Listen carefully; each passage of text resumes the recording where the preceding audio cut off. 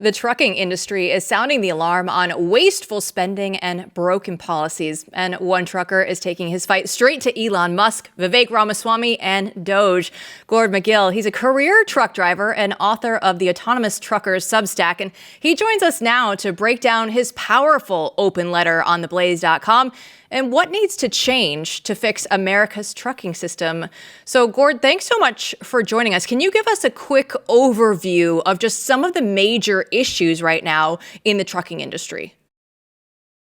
Oh, there's so many, and they've been ongoing for so long.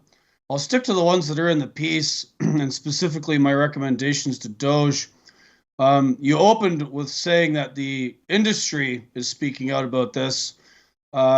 I'd say I'm a bit more of a dissident voice in that because the industry, writ large, has become very dependent on the government for money in something I refer to as a stealth corporate welfare scam that sort of advertises itself as a jobs program. They've been complaining about a shortage of truck drivers for decades now, and that shortage is completely and utterly manufactured, does not exist.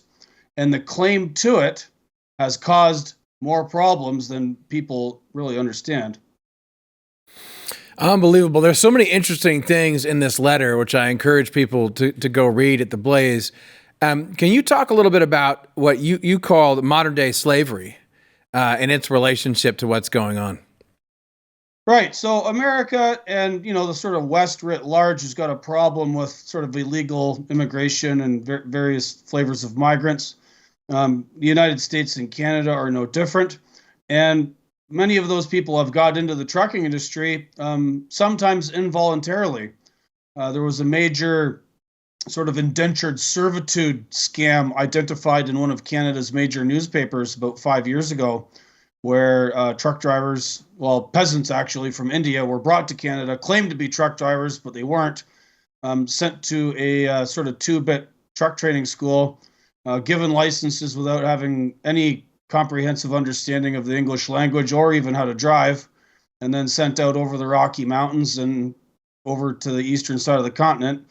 This sort of practice is replicated in the United States. Sometimes it's legal with the use of, I believe they're called EB3 visas, but there are some operators out there who are really blatant about this, and they bring migrants here, be it from Eastern Europe, Central America, parts of Asia, and no work visa, no license, no understanding of English, and they just throw them in trucks and send them down the road. It's one of these trends that's like anecdotal. You can sort of see it. There's news articles about it here and there, but no one's actually dove deep into the issue to try and understand how widespread this problem is. And as I said in the letter, that's sort of downstream of the sort of woke ideology where we're not allowed to criticize immigration policies. We're not allowed to criticize anyone based on where they're from. And then sometimes those people get abused for commercial purposes. So we know there are government inefficiencies absolutely everywhere. So what do you want to see DOGE do with this in particular?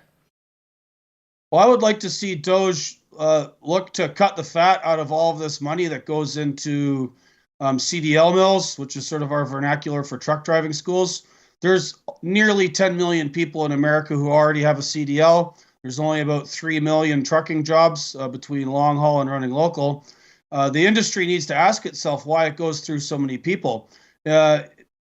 Soon to be unemployed Secretary of Transportation Pete Buttigieg knows this. He has confirmed that at least 300,000 truck drivers quit every year. There's statistics showing that 450,000 new CDLs are issued every single year in America. Nobody ever seems to ask where they're going or why.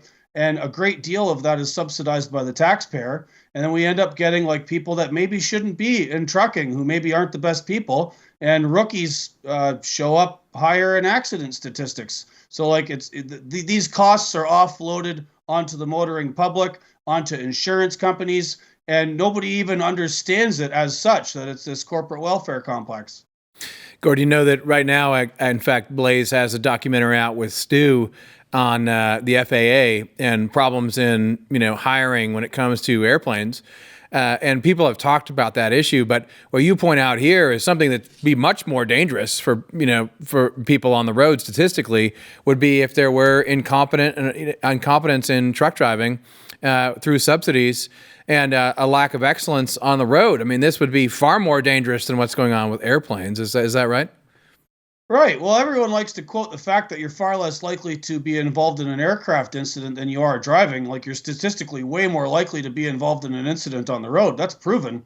And that goes up when there are people on the road who've gotten their license issued either by a dodgy truck driving school or by a DMV that's been infiltrated by bad actors. A friend of mine wrote an article about this once, and how a DMV in California was caught having issued 300 CDLs with no record of any of those people ever having done a road test. They just gave them out.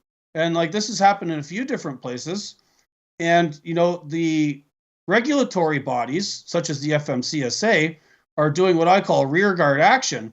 They're busy like farting around with electronic logging devices and focusing on all of these sort of after problems rather than focusing on keeping bad actors out of the industry in the first place. We have about 90 seconds left. And in the time that we have left, you have another piece up on the Blaze right now. And you wrote that Trump may be able to help Canada's Freedom Convoy prisoners. So give us an update on what Trump can do to help them.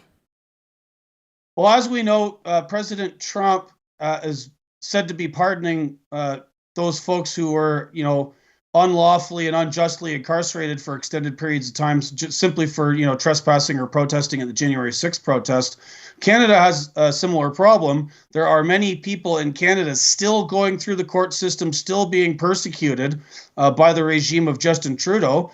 Two gentlemen in particular who've been in prison now for almost 3 years on politically trumped up charges, Crown prosecution that was malicious, and a judge who kind of worked fast and loose in order to keep those guys in jail longer than they should have been there. And I believe President Trump should be able to show Justin Trudeau that he has to clean up his own mess if he wants to continue working with America.